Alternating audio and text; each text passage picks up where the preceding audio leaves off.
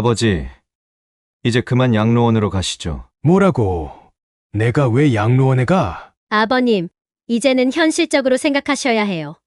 저희도 각자의 삶이 있다고요. 내가 평생 피땀 흘려 모은 재산을 다 줬는데 그건 아버지 선택이셨잖아요. 저희 보고 평생 아버지 모시고 살라는 거예요? 나를 양로원에 보낼 거면 내가 증여한 재산 다시 돌려줘라. 돌려달라고요?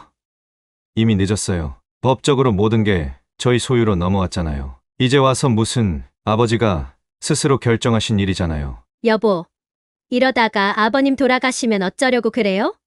걱정 마. 양로원에 들어가시면 전문가들이 알아서 잘 돌봐줄 거야. 아버지는 내일까지 짐 싸세요. 모레 아침에 양로원에서 모시러 올 거예요. 너가 이러고도 내 아들이냐? 이럴 순 없다. 안녕하세요. 이번 사연은 72세 윤종호 할아버지의 사연입니다. 윤종호 할아버지의 사연을 들으시면서 따뜻한 위로와 격려, 그리고 따끔한 조언을 댓글에 남겨주시면 윤종호 할아버지께 큰 위안과 힘이 되니 많은 댓글 부탁드리겠습니다. 그럼 사연 바로 시작하겠습니다. 저는 올해 72세 윤종호라고 합니다. 수도권의 한 아파트에서 혼자 살고 있어요. 창밖으로 보이는 도시의 풍경과 멀리 보이는 산들이 제 마음을 늘 평온하게 해주죠. 아침마다 일어나 커튼을 열면 햇살과 함께 펼쳐지는 광경이 아직도 감탄을 자아냅니다. 하지만 요즘엔 이 넓은 집이 점점 더 외롭게 느껴집니다. 한때는 아이들 웃음소리로 가득 찼던 이 공간이 이제는 너무나 적막하게 느껴져요. 그럼에도 불구하고 이 집은 제 인생의 결실을 상징하는 곳이기도 합니다. 40년이라는 세월 동안 온갖 고생 끝에 모은 재산으로 마련한 곳이니까요. 처음엔 작은 철물점으로 시작해서 나중엔 중소기업까지 일궈냈죠. 지금 생각해보면 참 자랑스러운 일이에요. 밤낮 없이 일하며 땀 흘려 모은 돈 한 푼 한 푼이 다 제 청춘의 흔적이라고 할 수 있겠네요. 힘들 때마다 아내와 아이들 얼굴을 떠올리며 버텼던 그 시간들이 지금의 저를 만들었습니다. 그래서인지 사업을 할 때는 정신없이 바빠서 몰랐는데 은퇴하고 나니 그때가 참 그립습니다. 매일 아침 일찍 일어나 공장에 가고 직원들과 웃으며 이야기하고 밤늦게까지 회의하던 그 시절이 가끔 꿈에 나오기도 해요. 그땐 힘들다고만 생각했는데 지금 와서 보니 그게 다 추억이 되었네요. 특히 처음 대형 계약을 따냈을 때 그 기쁨, 그리고 직원들과 함께 밤새워 일하고 아침에 맞이한 성공의 기쁨을 잊을 수가 없어요. 하지만 인생이 항상 순탄할 수만은 없는 법이죠.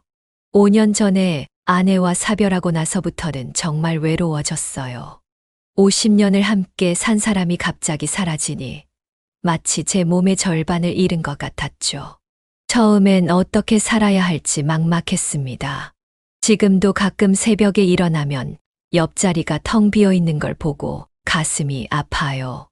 아내가 좋아하던 음식을 만들다가 문득 서러움이 복받쳐 오르기도 하고 우리가 함께 가꾸던 베란다의 화분들을 보며 눈물 짓기도 합니다. 하지만 이제는 아내가 남긴 추억으로 위안을 삼으려 노력하고 있어요. 그나마 다행인 것은 제 아들 민수와 며느리 지영이는 멀지 않은 곳에 살고 있다는 거예요. 손주들도 다 컸지만 그래도 가끔 찾아와 할아버지랑 시간 보내는 걸 좋아하죠.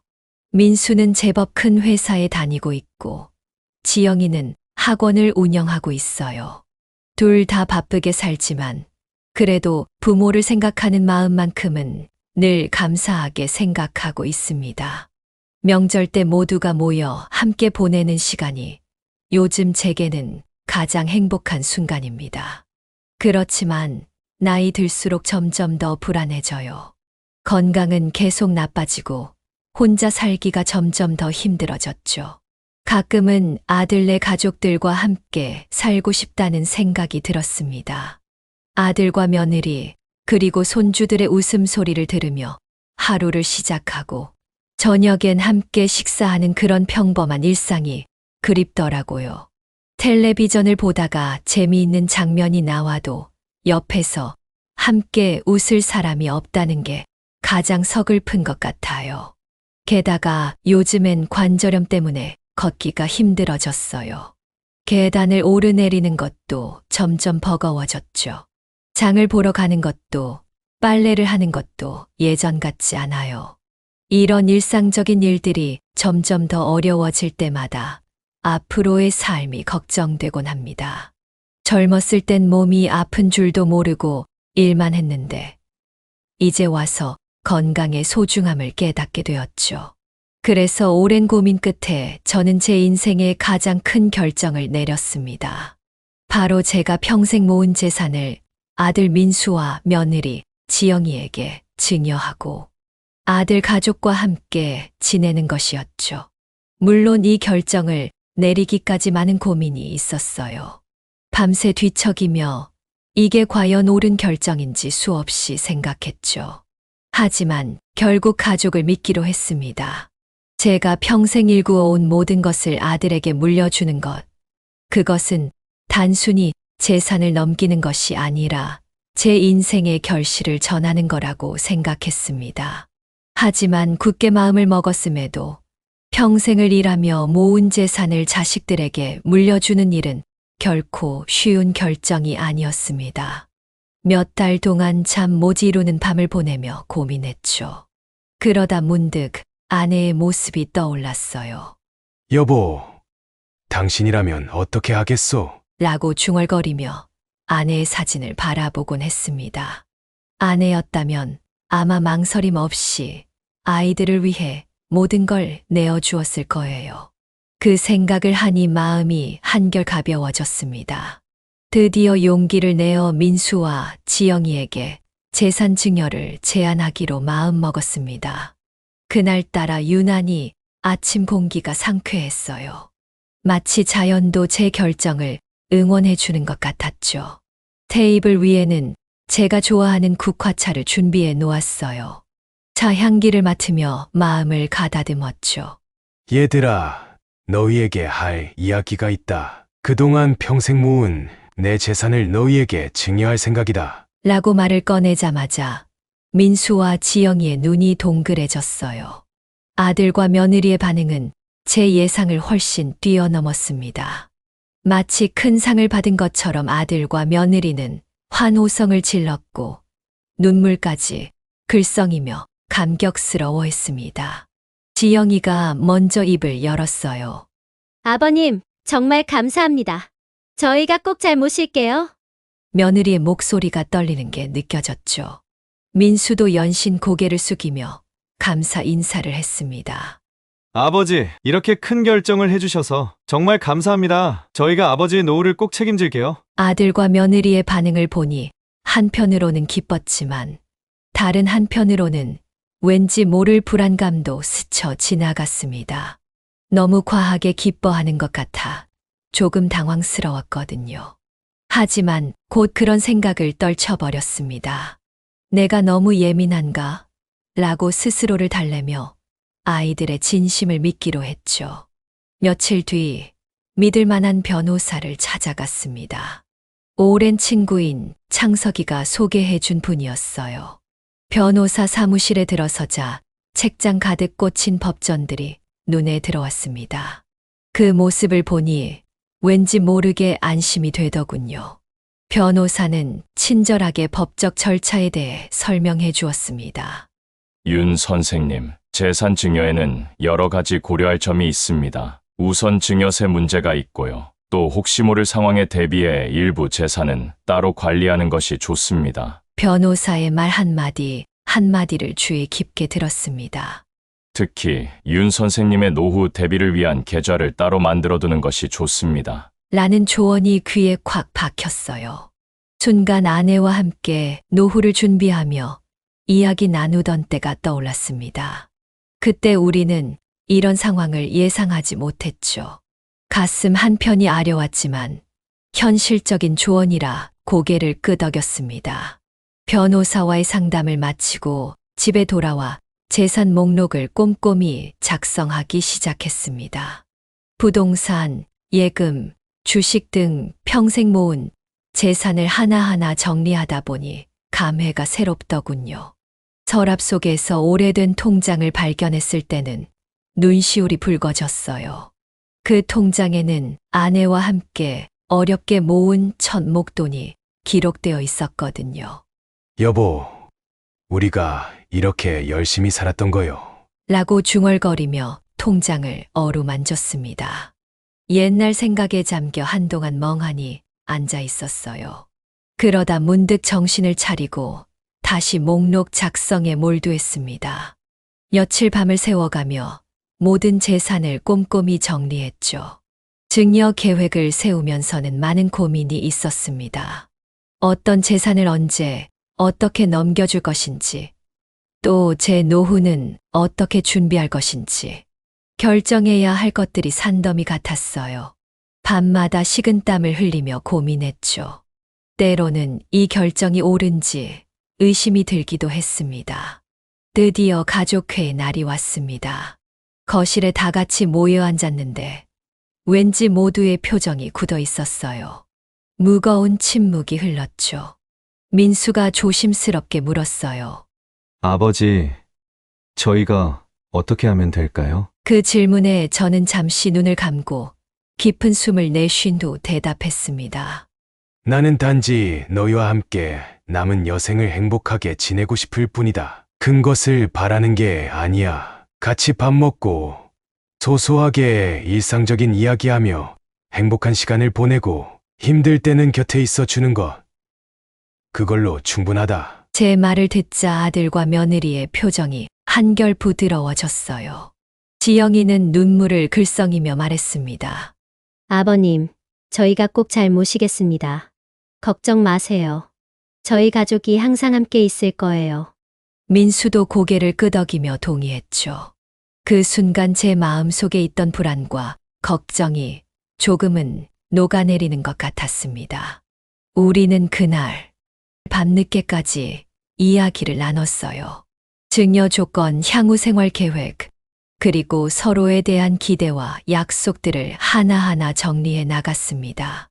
때로는 의견 충돌도 있었지만 결국 서로를 이해하고 존중하는 마음으로 합의점을 찾아갔죠. 며칠 뒤 우리는 다 함께 변호사 사무실로 갔습니다. 증여 계약서에 서명하기 위해서였죠. 펜을 들고 서명하는 순간 왠지 모를 중압감이 느껴졌어요. 마치 제 인생의 한 장이 끝나고 새로운 장이 시작되는 것 같았습니다. 손이 미세하게 떨리는 것을 느꼈지만 옆에서 환하게 웃고 있는 아들과 며느리를 보니 마음이 놓이더군요. 서명을 마치고 나오는 길에 민수가 제 어깨를 꼭 껴안았어요. 아버지, 정말 감사합니다. 앞으로 정말 효도하면서 살게요. 그 말을 들으니 눈시울이 붉어졌습니다. 아내가 살아있었다면 얼마나 기뻐했을까 하는 생각이 들었죠. 이렇게 재산 이전 절차가 시작되었습니다.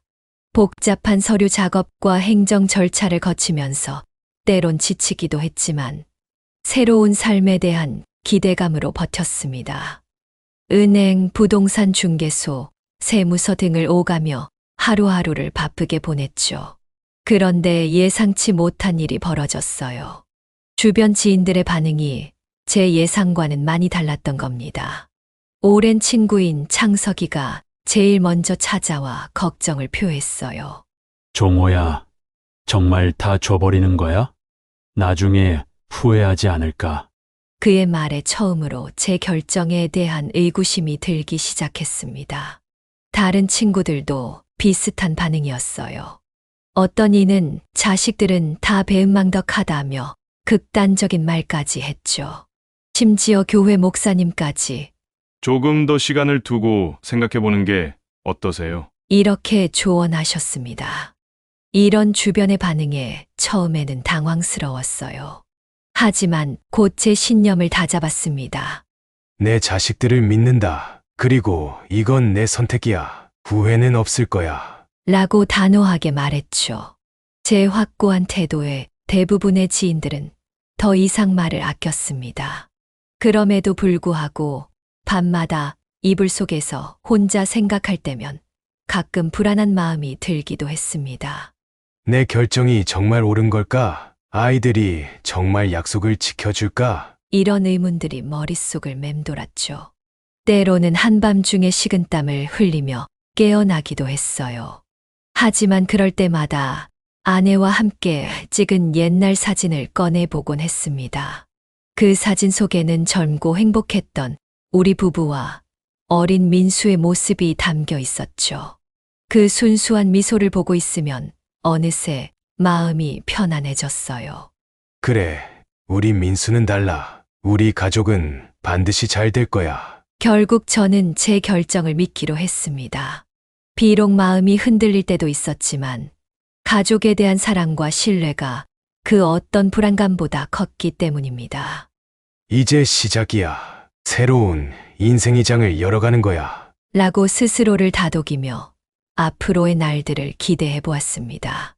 마지막 서류 작업을 마치고 집으로 돌아오는 날, 거실 창밖으로 노을이 아름답게 지고 있었어요.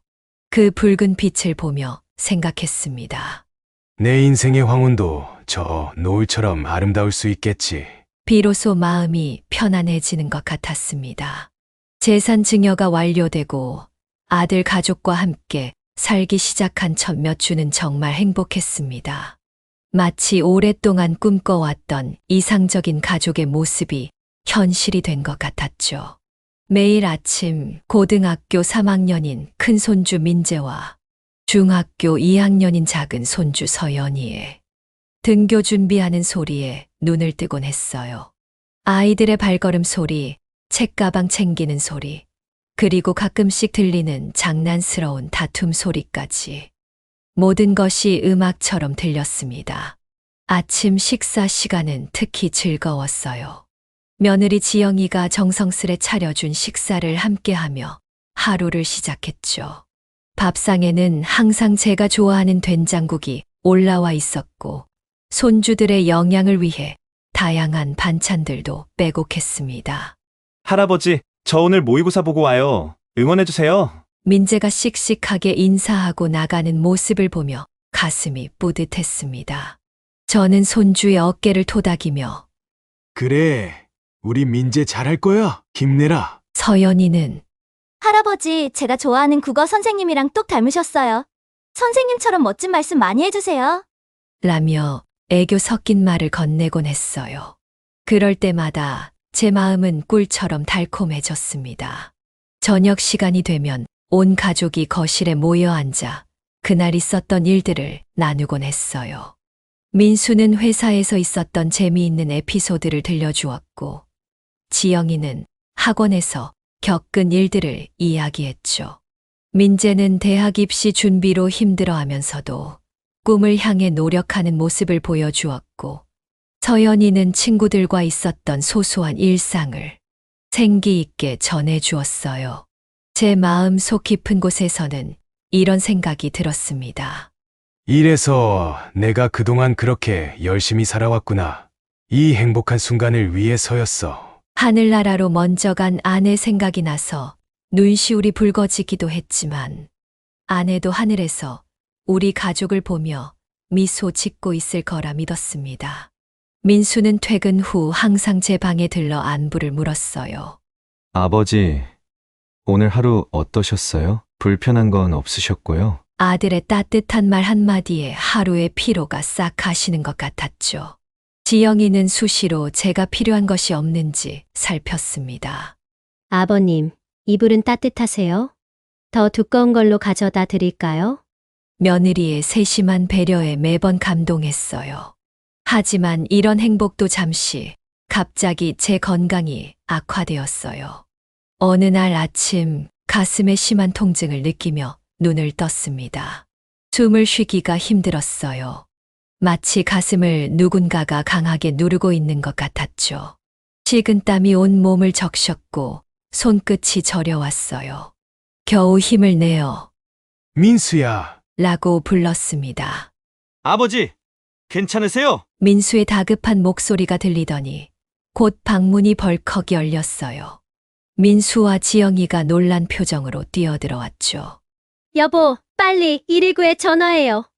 지영이의 떨리는 목소리가 들렸습니다. 곧이어 구급차 소리가 들렸고 정신없이 병원으로 실려갔어요. 구급차 안에서 의식이 오락가락했지만 민수가 제 손을 꼭 잡고 있는 것을 느낄 수 있었어요.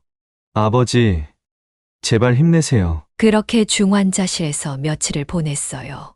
차가운 의료기기 소리와 간호사들의 부산한 발걸음 소리만이 가득한 그곳에서 저는 삶과 죽음의 경계를 오갔습니다. 문득 아내의 모습이 보이는 것 같기도 했어요. 여보, 나 이제 가도 될까? 라고 중얼거렸던 기억이 납니다. 하지만 결국 제 생명력이 죽음의 그림자를 이겨냈나 봅니다. 의식이 돌아오고 상태가 호전되어 일반 병실로 옮겨졌을 때 처음으로 아들과 며느리의 미묘한 태도 변화를 느꼈어요. 병문 안을 올 때마다 아들과 며느리의 표정이 조금씩 굳어져 가는 걸 느꼈죠. 아버지, 언제쯤 퇴원하실 수 있을까요? 민수의 물음에 숨겨진 조급함이 느껴졌습니다. 아들의 눈빛에서 제 건강에 대한 걱정보다는 부담감이 더 크게 느껴졌어요. 지영이는 한숨을 자주 쉬었고 병원비 얘기가 나올 때마다 표정이 어두워졌죠. 보험으로 어느 정도 처리가 되긴 하는데. 참, 요즘 물가도 오르고 애들 학원비도 오르고. 며느리의 중얼거림을 들으며 제 마음도 무거워졌습니다. 손주들은 한 번씩 병문 안을 왔지만 어색해하는 기색이 역력했어요. 큰 손주 민재는 할아버지, 얼른 나으세요. 저 이번에 모의고사 결과 좋게 나왔어요. 라며 어색하게 웃었고 서연이는 할아버지, 학교에서 미술 시간에 그린 그림이에요. 라며 그림을 건네주었죠. 하지만 손주들의 눈빛에서 예전의 그 반짝임은 찾아볼 수 없었습니다. 퇴원 후 집에 돌아왔을 때 저를 맞이하는 가족들의 분위기는 제가 입원하기 전과는 확연히 달랐어요. 아버지, 이제 좀 쉬세요. 라는 민수의 말에는 더 이상 따뜻함이 느껴지지 않았습니다. 마치 의무감에 하는 말 같았어요. 제 방으로 안내하는 며느리의 발걸음은 무겁기만 했고요. 예전에는 활기찼던 며느리의 목소리가 이제는 지친 것처럼 들렸습니다. 손주들과의 관계도 눈에 띄게 달라졌어요. 민재는 이제 고3이라 입시 준비로 바빴고 서연이도 중간고사를 앞두고 있었죠. 할아버지, 저 공부해야 해서 방에 있을게요. 라는 말을 자주 듣게 되었습니다. 예전에는 제 방에 와서 이것저것 물어보곤 했던 아이들이 이제는 마주치기라도 하면 어색하게 인사만 하고 지나가곤 했어요. 한 번은 용기를 내어 민재에게 말을 걸었죠. 우리 민재, 요즘 공부는 어떠니? 힘들진 않고? 그러자 민재는 어색하게 웃으며 괜찮아요. 라고 짧게 대답하고는 황급히 자기 방으로 들어가 버렸어요. 그 모습을 보며 가슴이 아팠습니다. 내가 방해가 되고 있구나. 라는 생각이 들었어요.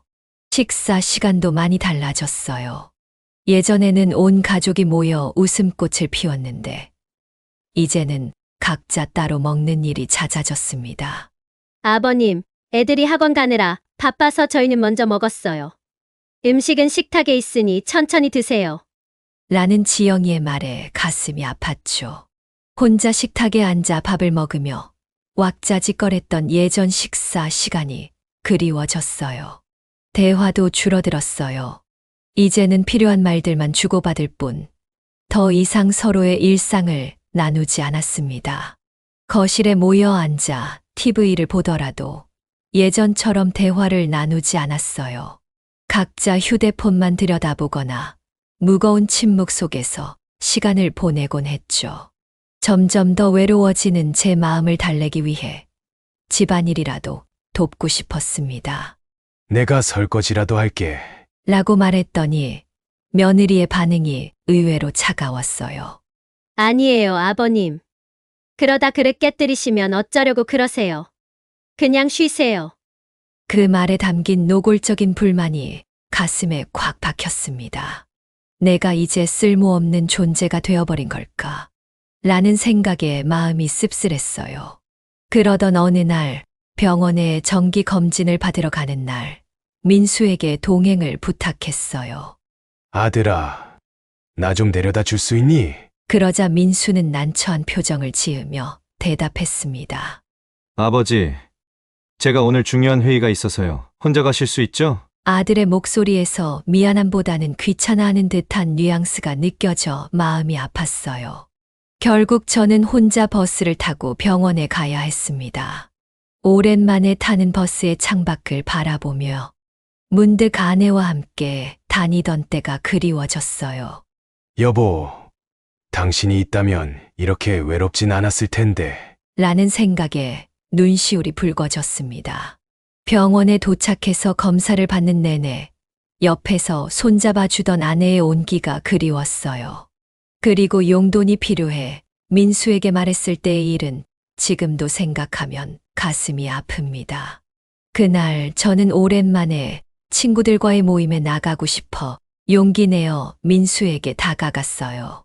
아들아, 용돈 좀 줄 수 있니? 민수의 표정이 순간 굳어졌어요. 아들의 눈빛이 차갑게 변하는 것을 보며 제 심장이 쿵 내려앉는 것 같았습니다. 잠시 침묵이 흐르더니 민수가 입을 열었죠. 아버지, 요즘 살림이 빠듯해서요. 민재 학원비도 올랐고 서연이도 곧 고입 준비해야 하고 꼭 필요하신 거예요? 그 말을 듣는 순간 제가 얼마나 무력해졌는지 실감했습니다. 한때는 제 재산이었던 돈을 이제는 구걸하듯 달라고 해야 하는 현실이 참담했어요. 목구멍까지 차오르는 서러움을 꾹 누르며 겨우 대답했습니다. 중요한 건 아니다. 그냥 친구들 만나려고 했는데. 민수는 안도의 한숨을 내쉬며 말했어요. 아버지, 친구분들 만나는 건 다음에 하시는 게 어떨까요? 요즘 계속 밖에 나가시면 건강에도 안 좋잖아요. 그 순간 제 마음속 깊은 곳에서 무언가가 무너져 내리는 것을 느꼈어요. 방으로 돌아와 혼자 앉아 있으니 예전에 회사를 운영하며 직원들 월급을 주던 때가 떠올랐어요. 그때는 얼마나 당당했었는지. 이제는 내 아들에게 용돈 몇 푼 달라고 말도 못 꺼내는 처지가 되어버렸다는 사실이 너무나 서글펐습니다. 친구들과 만나는 것도 점점 어려워졌습니다. 어느 날 오랜 친구 창석이에게서 전화가 왔어요. 종호야, 다음 주에 우리 모임 있는데 올 수 있겠나?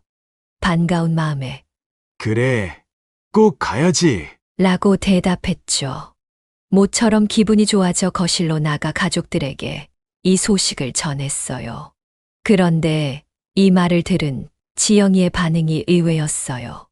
아버님, 요즘 건강이 안 좋으신데 무리하게 나가시면 어떡해요? 그 말투에서 단순한 걱정을 넘어선 무언가를 느꼈습니다. 민수도 거들었어요.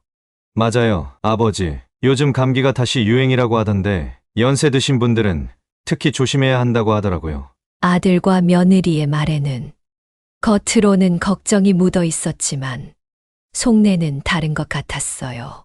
제가 밖에 나가는 것 자체를 원치 않는 듯한 느낌이었죠. 결국 그 모임에 가지 못했어요. 친구에게 전화해 미안하네. 이번엔 좀 힘들 것 같아. 라고 말했을 때 목소리가 떨리는 걸 감추지 못했습니다. 창석이는 한숨을 쉬며 말했어요. 알겠네. 하지만 종호야, 자네 요즘 왜 이렇게 모임에 안 나오나? 무슨 일 있는 건 아닌가? 그의 걱정 어린 목소리에 눈물이 났지만 아니야. 그냥 몸이 좀 안 좋아서 그래. 라고 둘러댔습니다. 전화를 끊고 나니 더욱 외로워졌어요. 창밖으로 보이는 밝은 햇살이 오히려 제 마음을 더 어둡게 만들었습니다. 이렇게 하루하루가 지나면서 제가 이 집에서 점점 더 외딴 섬이 되어가는 것 같았습니다. 한때는 제 전부였던 이 가족들 사이에서 이제는 그저 귀찮은 존재가 되어버린 것 같아 가슴이 미어졌어요. 식사 시간에도 더 이상 제 자리가 없어진 것 같았어요. 어느 날 저녁, 모처럼 온 가족이 모여 식사를 하게 되었는데, 대화의 주제는 온통 아이들 공부와 학원 얘기뿐이었습니다. 제가 뭔가 말을 꺼내려 하면 아들과 며느리가 얼른 화제를 돌리곤 했어요. 마치 제가 그 자리에 없는 것처럼 행동하더라고요. 이런 시간들이 계속되며 밤마다 천장을 바라보며 생각했습니다. 이렇게 될 줄 알았다면 내 전 재산을 증여하지 말았어야 했나? 내가 잘못 선택한 걸까? 하지만 이미 돌이킬 수 없는 현실 앞에서 저는 그저 한숨만 내쉴 뿐이었습니다. 때로는 한밤중에 일어나 거실로 나가 가족 사진을 바라보곤 했어요. 환하게 웃고 있는 우리 가족의 모습을 보며 그때로 돌아갈 수만 있다면 뭐든 할 수 있을 것 같았습니다. 그러다 창밖으로 보이는 달을 바라보며 문득 아내가 생각났어요. 여보, 당신이 보고 있다면 어떤 기분일까? 우리 손주들 커가는 모습을 함께 볼 수 있다면 얼마나 좋았을까? 눈물이 고이는 것을 느끼며 저는 매일 긴 밤을 홀로 견뎌내야 했습니다. 날이 갈수록 제 건강이 나빠지고 있다는 걸 느낄 수 있었습니다. 밤마다 숨이 가빠지고 가슴이 조여오는 듯한 통증이 더 잦아졌어요. 화장실도 혼자 가기 힘들어져서 아들을 부르는 일이 많아졌는데 그때마다 민수의 얼굴에 짜증이 역력했죠. 아버지, 또 그러세요? 제가 지금 일하는 중인데. 라는 말이 점점 더 거칠어졌습니다. 그러던 어느 날 아침 민수와 지영이가 제 방으로 들어왔어요. 아들과 며느리의 표정이 심상치 않았습니다. 잠시 침묵이 흐르더니 민수가 입을 열었죠. 아버지, 드릴 말씀이 있어요. 저희가 좋은 양로원을 알아봤어요. 그 말을 듣는 순간 마치 하늘이 무너지는 것 같았습니다. 뭐라고? 양로원. 제 목소리가 떨렸어요. 지영이가 말을 이었습니다. 요양보호사 선생님들이 계시니까 전문적인 케어도 받으실 수 있고 같은 연세 친구분들과 대화도 나누실 수 있어서 좋으실 것 같아요. 순간 눈앞이 캄캄해졌습니다. 내가 너희한테 내 전 재산을 증여한 이유가 뭔데? 이럴 수는 없어. 말을 잇지 못하고 흐느꼈어요. 눈물이 하염없이 흘러내렸습니다. 재산 물려받았으니 아픈 나는 이제 필요 없어진 거냐? 그래서 이제 나를 버리겠다는 거야? 하지만 아들 부부의 태도는 냉정했어요. 민수가 한숨을 쉬며 말했습니다. 아버지, 현실적으로 생각해 보세요. 저희도 각자 일이 있고 애들 공부도 봐야 하고 계속 이렇게 아버지를 돌보기가 너무 힘들어요. 병원비도 만만치 않고요. 제가 필사적으로 애원했습니다. 병원비는 내가 준 재산으로 충분히 해결할 수 있는 거 아니냐? 그리고 내가 너 키울 때는 힘든 줄도 몰랐다. 너가 아플 때마다 밤새워 간호하고 대학 보낼 때도 온갖 고생을 다 했는데. 목이 메어 더는 말을 잊지 못했어요. 그러나 민수와 지영이의 눈빛은 변함이 없었습니다. 오히려 지영이가 냉담하게 말했죠. 아버님, 이번 주말에 양로원 견학을 가보시죠. 저희가 알아본 곳은 시설도 좋고 주변 환경도 아주 쾌적해요. 제가 고개를 저으며 거부했습니다. 싫다. 나는 여기 내 집이 좋다. 이 집에서 살다가 죽을 거다. 하지만 아들과 며느리는 제 말을 들으려 하지 않았어요. 민수가 단호하게 말했습니다. 아버지, 이제 와서 고집 부리지 마세요. 저희도 더는 이렇게는 못 살겠어요. 아버지 때문에 우리 가족이 너무 힘들어요. 민재도 곧 대학 입시인데 공부에 지장이 있잖아요. 그 순간 지영이가 더 매섭게 말을 보탰어요. 아버님, 솔직히 말씀드리면 저희가 이렇게 참고 있는 것만 해도 감사하게 생각하셔야 해요. 다른 집은 벌써 양로원으로 모시고 갔을 텐데. 아들과 며느리의 말 한마디 한마디가 비수가 되어 제 가슴을 찔렀습니다. 내가 정말 그렇게 너희한테 짐이 되는 거니? 울음 섞인 목소리로 겨우 말을 이었어요. 아들 부부는 마치 약속이라도 한 듯이 말을 이어갔습니다. 이번 주말에 꼭 가보셔야 해요. 거부하시면 저희도 다른 방법을 찾아봐야 할 것 같네요. 아들의 말에 숨겨진 협박이 느껴졌어요. 그날 이후로 극심한 스트레스에 시달렸습니다. 밤마다 악몽에 시달렸고 식사도 제대로 하지 못했어요. 화장실에 가서는 자주 토했고 온몸에 힘이 빠지는 것 같았습니다. 결국 며칠 뒤 아침 식사 시간에 갑자기 눈앞이 캄캄해지며 쓰러졌어요. 의식이 흐려지는 순간 어렴풋이 누군가의 한숨 소리가 들리는 것 같았습니다. 아유, 또 이러시네. 그리고 저는 완전히 의식을 잃었습니다. 쓰러지기 직전 제 머릿속을 스치고 지나간 것은 아내의 모습이었어요. 여보, 우리 아들을 어떻게 키웠길래 이렇게 된 걸까요? 눈물이 마지막으로 볼을 타고 흘러내렸습니다. 의식을 잃은 채로 구급차에 실려가는 동안에도 저는 아들 부부의 무심한 대화를 희미하게 들을 수 있었습니다. 여보, 이러다가 큰일 나는 거 아니에요? 걱정 마. 이제 곧 양로원으로 모실 거니까 문제 없을 거야. 아들과 며느리의 차가운 대화가 흐릿한 의식 속에서도 가슴을 파고들었습니다. 병원 응급실에서 정신을 차렸을 때 주변에는 아무도 없었습니다. 하얀 천장과 삐삐거리는 의료기기 소리만이 제 곁을 지키고 있었어요. 창밖으로 보이는 하늘은 이미 어두워져 있었고 병실에 켜진 형광등 불빛이 더욱 쓸쓸하게 느껴졌습니다. 간호사에게 물어보니 제가 실려온 지 벌써 6시간이나 지났다고 했습니다. 보호자분들이 오셨다가 급한 일이 있다고 먼저 가셨어요. 간호사의 말에 가슴이 덜컥 내려앉았습니다. 그동안 아들도 며느리도 병원에 잠깐 들렀다 갔을 뿐이었죠. 몸을 일으키려다 침대 옆 테이블에 놓인 서류 뭉치가 눈에 들어왔습니다. 손을 뻗어 집어들었는데 그것은 양로원 입소 신청서였어요. 이미 제 이름이 적혀 있었고 보호자 서명란만 비어 있었습니다. 서류를 자세히 보니 입소 예정일이 일주일 후로 되어 있었어요. 그걸 보는 순간 온몸에 식은땀이 흘렀고 심장이 터질 듯이 뛰기 시작했습니다. 떨리는 손으로 제 핸드폰을 찾아 전화번호부를 뒤졌습니다. 스크롤을 내리다 마지막 희망처럼 창석이의 이름이 눈에 들어왔어요. 40년 지기 친구.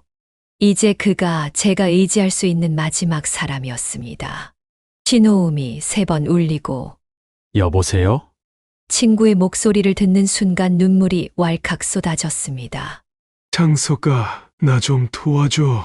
흐느끼며 그간의 일들을 이야기했어요. 재산을 증여한 이후 아들 부부의 태도가 달라진 것, 양로원으로 보내려는 계획까지 말하면서도 제 입에서 이런 이야기가 나온다는 게 믿기지 않았습니다. 창석이는 잠자코 듣다가 단호하게 말했습니다. 당장 내가 갈게. 이건 법적으로 해결해야 해. 내가 아는 믿을 만한 변호사가 있어. 너가 당한 일은 명백한 학대야. 1시간 후 창석이가 변호사와 함께 병실로 찾아왔습니다.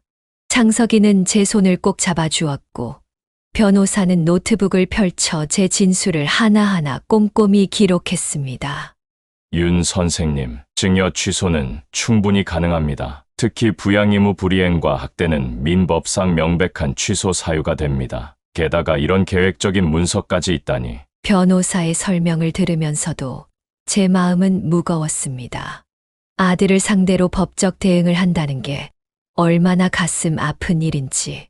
하지만 이미 돌이킬 수 없는 강을 건너고 있다는 것을 알았습니다. 다음 날 아침 퇴원을 하려는데 민수와 지영이가 병실로 들어왔습니다. 그들의 표정은 어제와 다르게 단단히 굳어 있었어요. 아버지, 이제 고집 그만 부리시고 양로원으로 가시죠. 저희가 이미 다 준비해놨어요. 지영이의 말투는 마치 어린아이를 다루듯 거들먹거렸습니다. 저는 침대에 똑바로 앉아 단호하게 대답했어요. 난 집으로 돌아갈 거다. 그러자 민수가 버럭 소리를 질렀습니다. 아버지, 이제 그만 좀 하세요. 저희도 이제 한계예요. 아버지 때문에 우리 가족이 이렇게 힘들어하는데 이제는 좀. 그때 창석이와 변호사가 병실에 들어왔습니다. 윤종호님께서는 자택으로 돌아가실 겁니다. 변호사의 단호한 목소리가 울렸어요. 민수가 험악한 표정을 지었죠.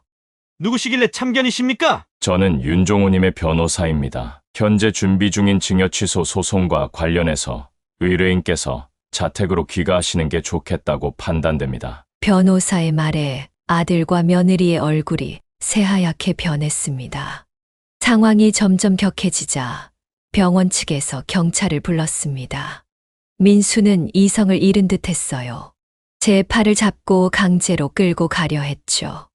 이 양반은 제 아버지고 저희가 모시고 가야 합니다. 이건 가족 문제라고요. 경찰이 도착했을 때는 이미 민수가 제 팔을 세게 잡아당기고 있었고 지영이는 히스테릭하게 소리를 지르고 있었습니다. 이럴 거면 그동안 저희가 모신 것도 다 갚으세요. 병원비며 생활비며.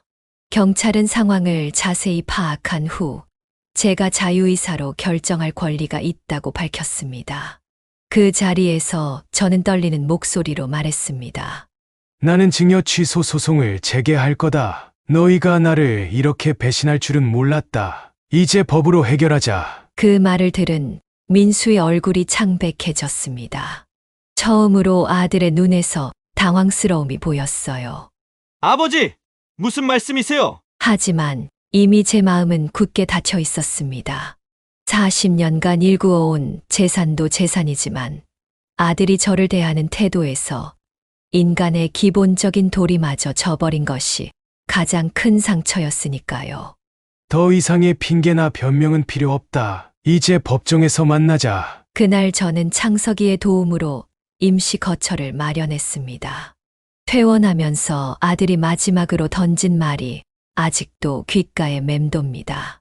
아버지, 이러시면 우리 모두 불행해져요. 제발 다시 한 번만 생각해보세요. 그 말이 협박처럼 들렸지만 저는 더 이상 물러설 수 없었습니다.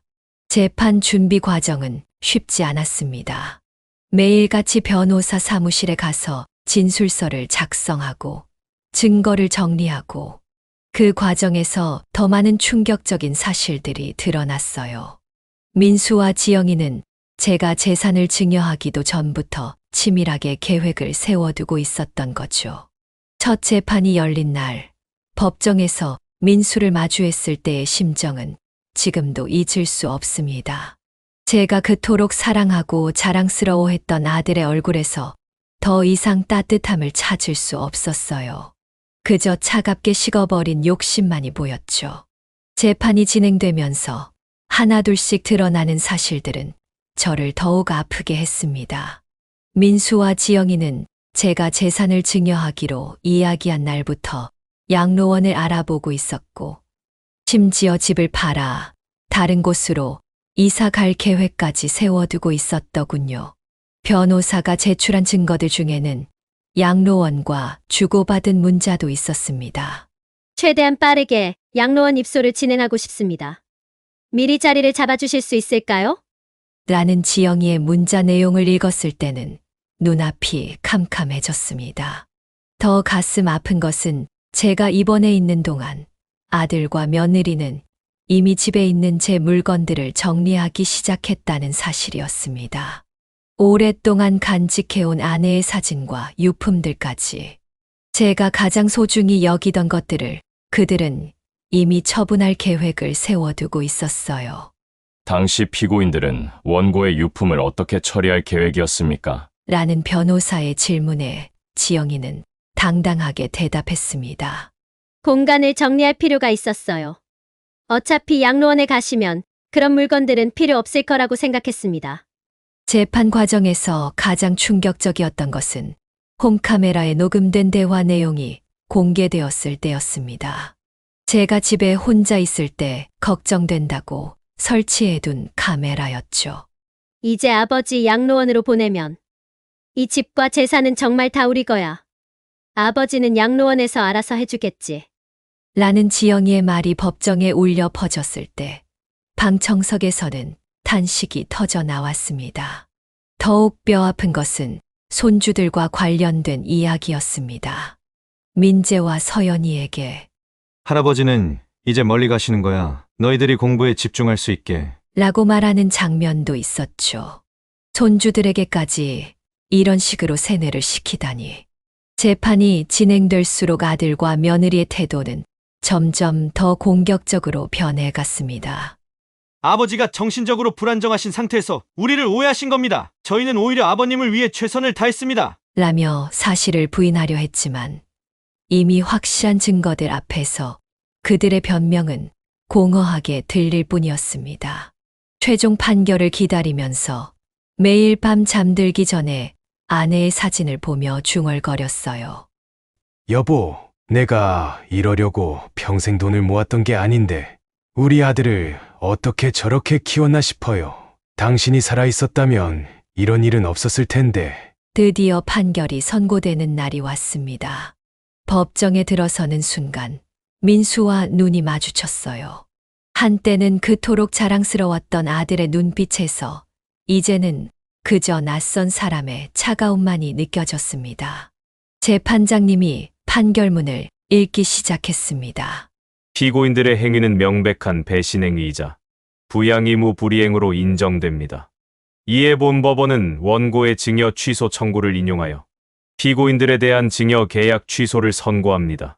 판사의 목소리가 법정에 울려 퍼졌을 때 저는 눈을 감았습니다. 승리의 기쁨보다는 슬픔이 더 크게 밀려왔어요.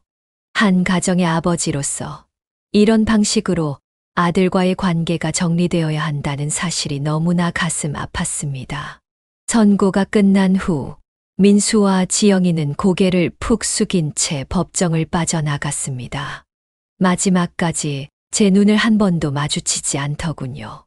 창석이가 제 어깨를 토닥이며 말했습니다. 이제 새로운 시작을 하는 거야. 친구의 말에 고개를 끄덕였지만 가슴 한켠이 여전히 무거웠어요.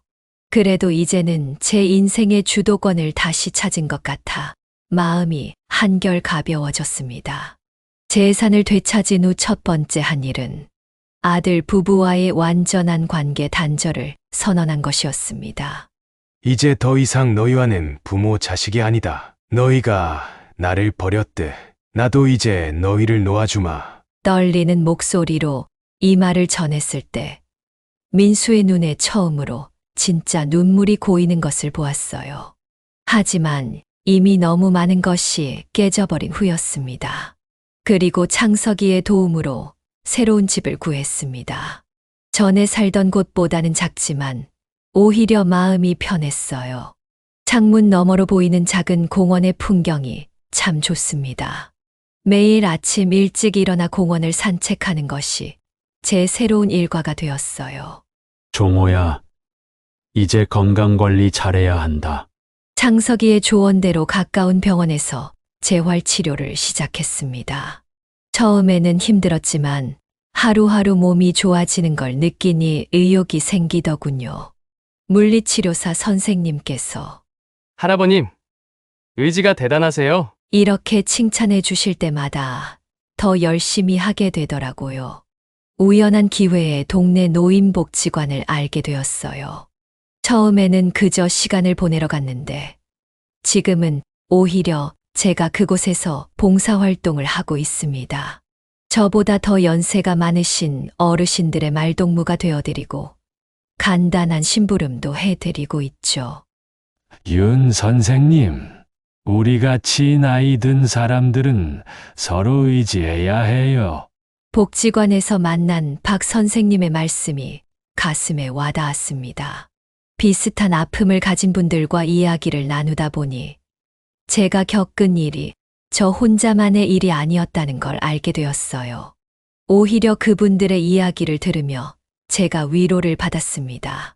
가끔 손주들 생각이 날 때면 가슴이 먹먹해집니다.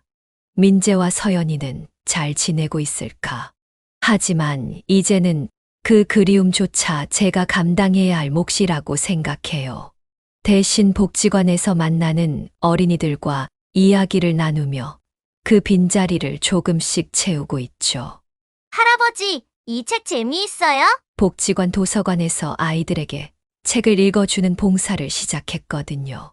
아이들의 맑은 눈빛을 보고 있으면 진정한 가족의 의미가 무엇인지 다시 한번 생각하게 됩니다. 혈연만이 전부가 아니라는 걸 이제야 깨닫는 것 같아요. 새로운 취미도 생겼습니다. 복지관에서 하는 서예교실에 다니기 시작했어요.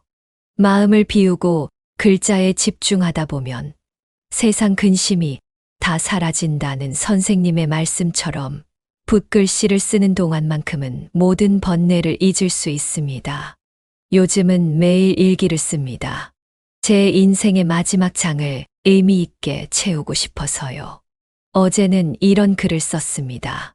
용서가 쉽지는 않다. 하지만 미움보다는 덜 무겁다. 나는 오늘도 조금씩 마음의 짐을 내려놓는 연습을 한다. 그리고 가끔 친구 창석이가 찾아와 함께 막걸리를 마시며 이야기를 나눕니다. 종호야, 넌 참 대단한 녀석이야. 그 나이에 그런 결단을 내리고 새로운 삶을 시작하다니. 친구의 말에 저는 웃으며 대답합니다. 난 그저 내 삶의 주인으로 살기로 했을 뿐이야. 이제는 알 것 같습니다. 진정한 부자 관계는 재산의 크기로 결정되는 것이 아니라 서로에 대한 존중과 사랑으로 만들어진다는 것을. 비록 제가 부모로서는 실패했을지 모르지만 적어도 한 인간으로서의 존엄성은 지켜냈다고 생각합니다. 저는 이제 새로운 꿈이 생겼어요. 제 경험을 바탕으로 비슷한 처지의 어르신들을 돕는 일을 하고 싶습니다. 작은 도움이라도 될 수 있다면 그것이 제 남은 인생의 보람이 될 것 같아요. 오늘도 저는 아침 일찍 일어나 창문을 엽니다. 쏟아지는 햇살을 맞으며 생각합니다. 인생은 끝날 때까지 끝난 게 아니다. 새로운 시작은 언제나 가능하다. 이제는 제 발로 선택한 길을 당당히 걸어가려 합니다. 비록 외롭고 힘들지라도 이것이 진정한 제 모습이니까요. 오늘도 먼저 떠난 아내의 사진을 보며 미소 짓습니다. 여보, 이제는 정말 행복하게 살 수 있을 것 같아요. 걱정하지 마세요.